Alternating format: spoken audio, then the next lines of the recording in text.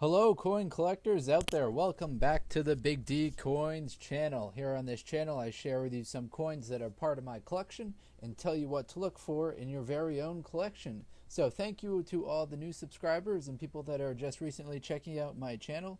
I try and do videos daily, but my schedule has gotten quite busy, so it's more like just a couple times a week, but I try and focus more on the quality videos. So this one right here is going to be about the 1966 quarter. Now this quarter, as many of you know, is part of the copper nickel clad series, so unfortunately there isn't any silver in it, but as such we're going to talk a little bit about why they took the silver out. We're going to talk some about this coin right here, which is a 62 quarter. Now this one has silver in it. The 66 doesn't have any silver in it, and we're going to talk about some error coins from 67 that are worth quite a lot of money. So let's flip this over and get a little backstory about this Roosevelt dime right here.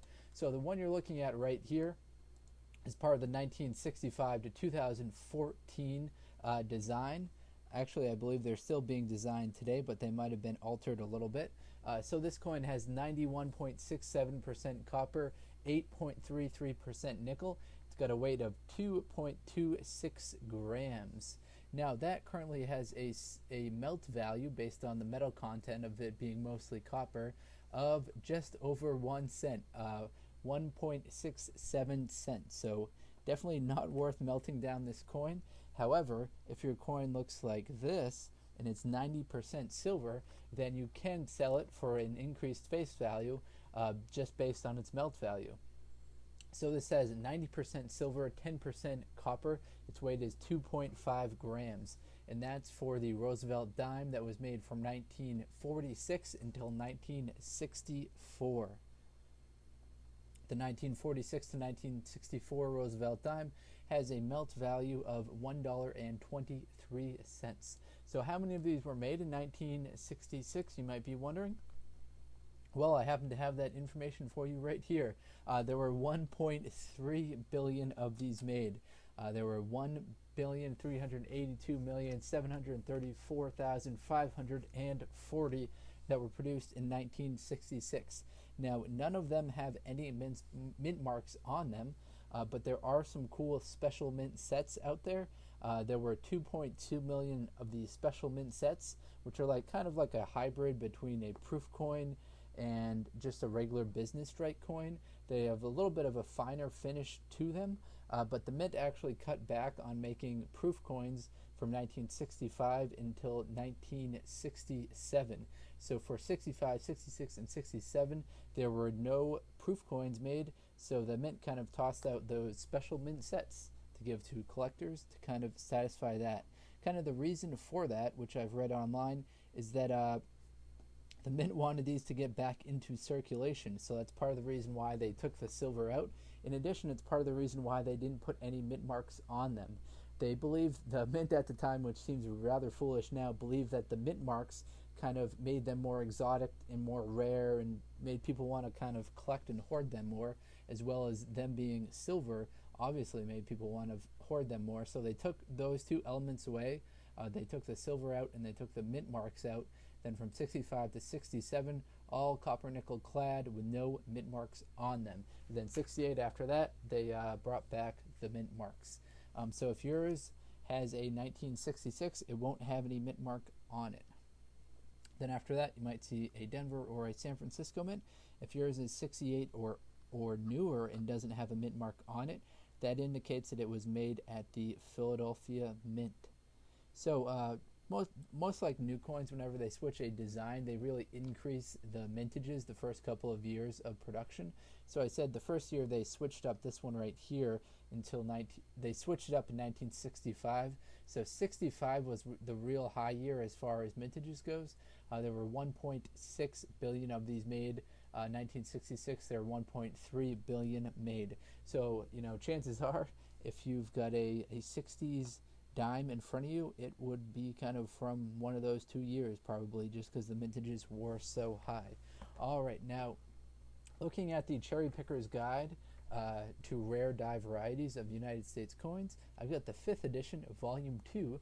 Volume 2 covers half dimes to silver and Morgan dollar. plus gold coins, commemoratives, and bullion. So I flip it open to 1966 dime page, and unfortunately there's nothing there. So the Cherry Picker's Guide doesn't have any special 1966 dimes noted in it. Because of that, I'll share with you some cool rare varieties for 1967 the following year.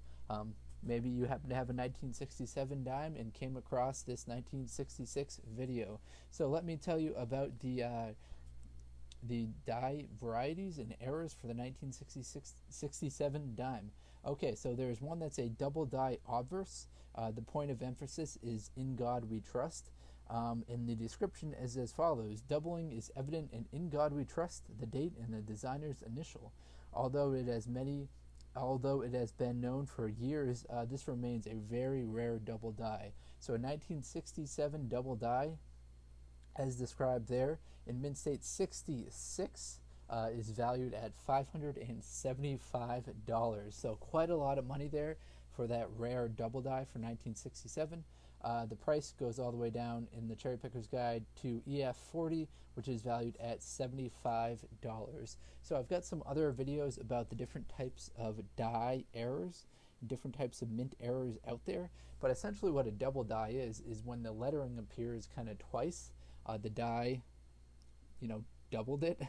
The die, the piece of thing that smashes the planchette with the design in, there's doubling there. Now, unfortunately, my coin right here, even if it had doubling on the "In God We Trust," we probably wouldn't be able to see it, just because it's got kind of the normal wear and tear of a Roosevelt dime around the outer rim. So that's pretty normal wear and tear. Now, to kind of see if your coin might be worth a little bit more, if it's graded, if it could be graded highly, kind of some of the key points to look at. I'm going to overlay this 62 dime as it's in a little bit better shape. Is look into Roosevelt's hair, and if you can see kind of the designs, that's a real plus right there. As well as look for the kind of the high points of the coin, because that's what will wear first. So if your high points of your coin are in great shape, that means your coin's going to be graded very highly. So the real high point for this coin is Roosevelt's kind of cheekbone. Let me adjust the lighting here. That might help a little. So you can see that cheek and kind of his nose and his ear are the higher points on his face. So if those are still in good condition, if those haven't been worn out too much, then you might have a really special coin for you right there. Also, switch it over to the reverse. You can see the mint mark that I was talking about. That's where you'll find the mint marks on the Roosevelt dimes right there. D indicating Denver mint for this particular one. Alright, so you can also tell the condition of the Roosevelt dime on the reverse by looking at the branches right here, seeing the condition of them, as well as if there are any kind of stripes running vertically or bands running horizontally. Now you might see in coin collectors use the term full bands for a Roosevelt dime. So that indicates that the bands that are going across the torch, you can see them. Now unfortunately on mine, you can't see them too well. I can barely see them at all, but there's one that goes across up at the top there and right at the bottom. So if you have the full bands, you can see the full design for those, then it's going to be worth even more money. Alright, so this video was kind of about a kind of relatively simple and common coin, but touched upon kind of some cool features that people wonder about when they think about the 1960s dimes. They kind of want to know, is there any silver in it? What's its metal content? How many were produced? Are there any die errors or varieties known out there? So I tried to hit on those points. Now if you're still watching at this point in the video, you probably have enjoyed it. So please do hit that subscribe button. If you hit the bell next to the subscribe, you'll get a notification every time I post a video. Alright, thanks everyone. Best of luck coin collecting. Enjoy.